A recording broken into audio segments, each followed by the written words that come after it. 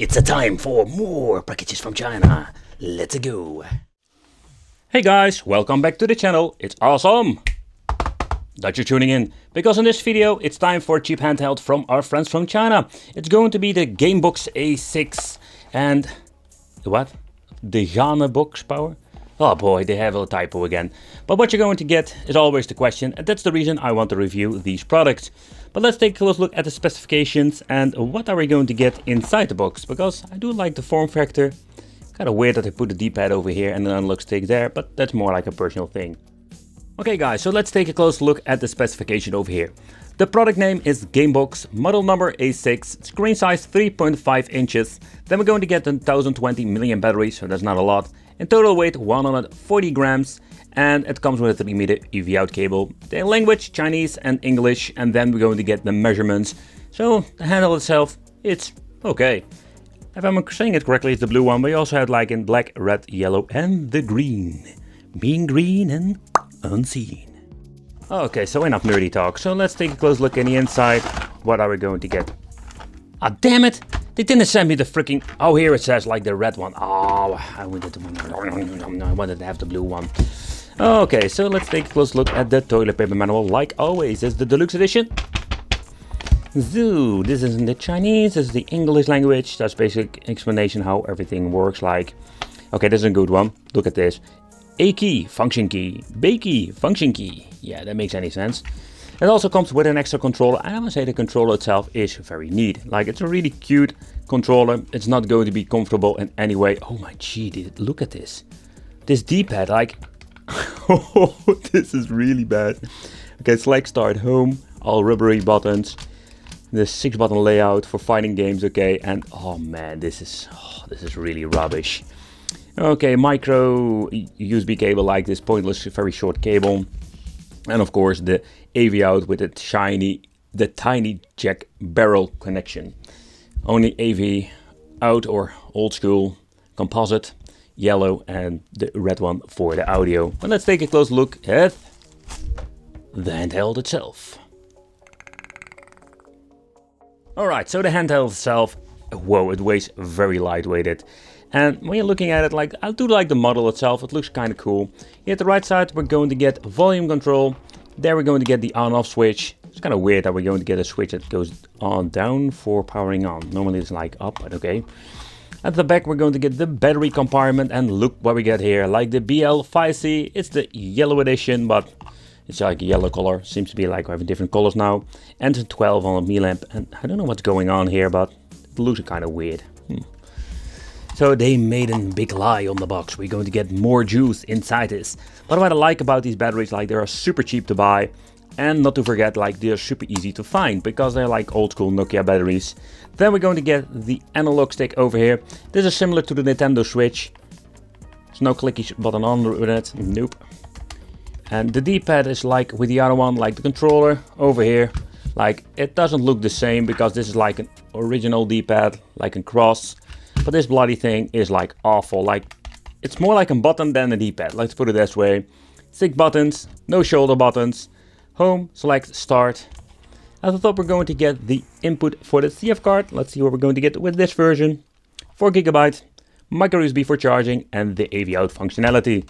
The idea behind it with this device is that you can use it like a game system, plug it in to the television, use this thing like an extra controller, and ta-da! You got yourself a game system. With a 4 GB SD card. Okay, so let's power it on without an SD card. I'm curious what we're going to get. Okay, blue screen. By the way, and here is the speaker. I completely forgot to mention. Ah, interesting. So this thing is running on the same kind of software that we have seen before. Okay, so we're having the settings. That's the only thing that we're going to get without an SD card. Power. This is more like power saving mode. Can we go back? Where's the back button? Oh crap, I'm messing this up, people. Okay, I think I need to press the home button. Yep. Normal settings, let's choose that one. Ah, language, product information, let's choose this one. Only thing that it has, like, there is no internal storage. Factory settings, and this is the output for the signal, so where you need to change this out if you want to use the AV out. Okay, so let's turn it off. let's put the SD card back in. Where's the freaking SD card? Ah, there it is. And then, let's see, let's boot it up. Ah, yeah. Well, let's go. Okay, so when you're putting the SD card back in, oh, okay, it seems to be working. So the LCD is in 3.5 inch, already mentioned, like, it's not an IPS, it's an okay display. Okay, over here we're going to get the thumbnails. Sometimes I know that like they're using different, let's say, shapes. Some have like rounds or squares. This is like the square edition. Alright, so we're going to get NES, GBA, Mega Drive, Super Famicom, and MAME for support. The downside to these thumbnails, you cannot change them out, and that's a little bit of a bummer, because if the file behind it gets corrupted, you're going to get a problem. Okay, so number 10 is the louder settings. Over here we're going to get the battery indication and give you a couple of hours of play time. But so let's try some games. Let's see how this freaking D-pad plays. I'm happy that we're going to get at least a normal analog stick, because that is a very positive thing. But what is a really cool feature with this device, if you're going to press the home button over here inside the game, you're going to get the option to have a quick load and quick save function. The downside to this situation is that you don't have any settings whatsoever, so normally with some of these shiny handheld we're going to get settings, so we can change out a button layout, but nope. So far I know, there is no way of changing out the button layout. Okay guys, so let's start with Spyrodynamics for the NES. Oh, that is really bad. Okay, let's see what we're going to get. That sounds so weird, like somebody sneezing. Gesundheit, Gesundheit. Bless ya. Okay, so let's test the D-pad. It seems to be working, but the travel is super long. Like, in my opinion, makes it unplayable. Oh, the analog stick is very nice. Oh crap, oh crap, oh crap. This sounds so messed up. Alright, so next up. Game Boy Advance. That doesn't look very nice. Okay, we're just going to play with the analog stick because the D-pad is like so horrible. Long travel, stupid thing. Don't see any weird audio delay. I find the image a little bit choppy. I cannot set the FPS meter because there is no way getting into the settings. Like, that's the problem with these devices, like fixed systems. All the sound effects are here. I wouldn't be surprised that it's not one-on-one when you're looking at the original Game Boy Advance, but... Okay, so let's play this game. Let's see how it runs. Oh, I must say that I'm surprised to see that it seems to be running okay. Okay, over here. Ah, here's this. The punch button. But you can see, like, the punch button is over here, the kick is over there. Like, it's all messed up, man. But at least we can play the freaking game. Audio goes quite loud.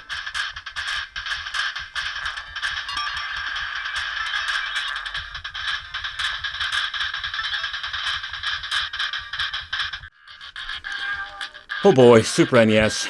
That is somehow always like the problem with these devices. Oh, that sounds really bad. You can hear like it's dropping frames. Oh, here the image is really choppy. Okay, so let's see if we have all the functionalities. Okay, shooting, punching. Okay, so all the functionalities are here.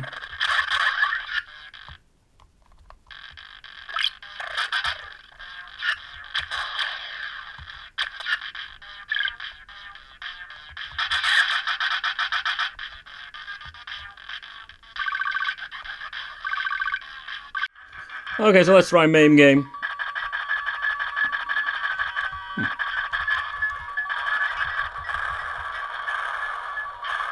Seems to be all the auto seems to be working.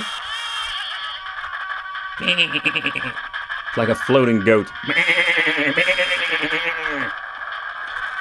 Got the bombs, drop them all.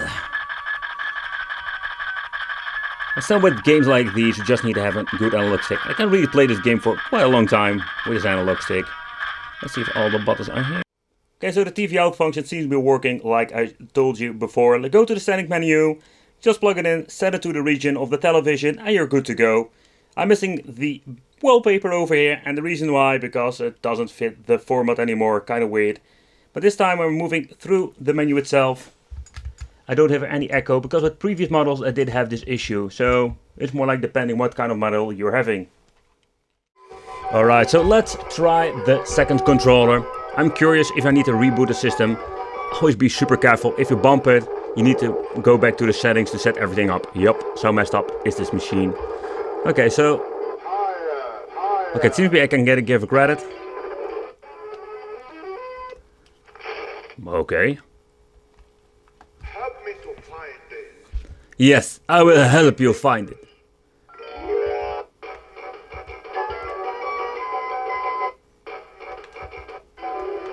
Ah, that is really cool. So indeed it works like a charm. So that is a really cool feature of this device.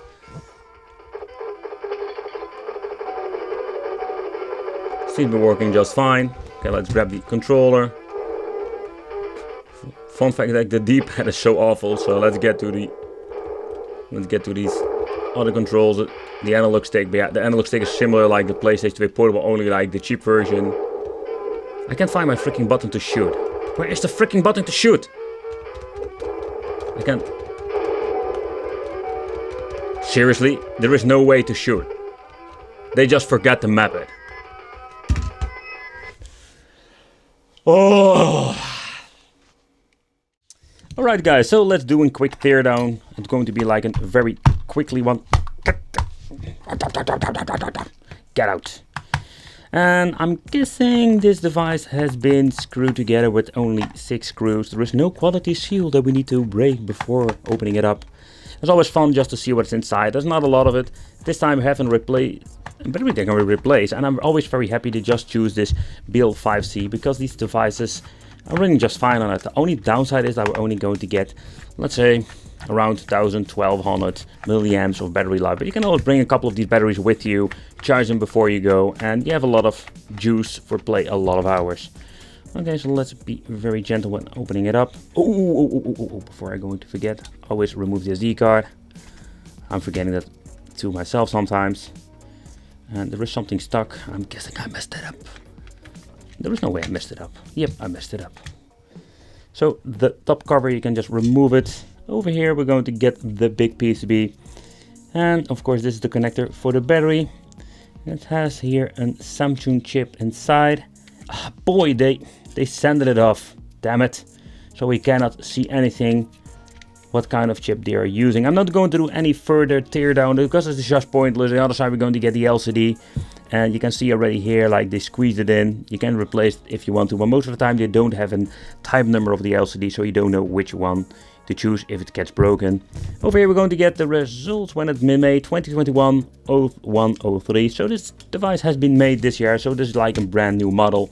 Fun fact, the reason I show you this always is like sometimes you say, new model, but in the end like you were getting something that's already like 5 years or 7 years old. Okay guys, let's go back to the final conclusion. Okay guys, so this is what you're going to get. I don't know what's something on here, some piece of wood or something. But the conclusion is like this device, it's a little bit of a bummer in many ways. Like the D-pad, it feels more like a button than a D-pad. And the TV out functionality is cool, but the 2-player option is just horrible. It's a fixed system, that means there is nothing you can change. Like the firmware is locked, there is no configuration settings. I don't get it why they're doing this, because if something has been messed up, you cannot change it back. Oh boy. So, in overall, like, it's a cheap device, and that is something you need to take in consideration.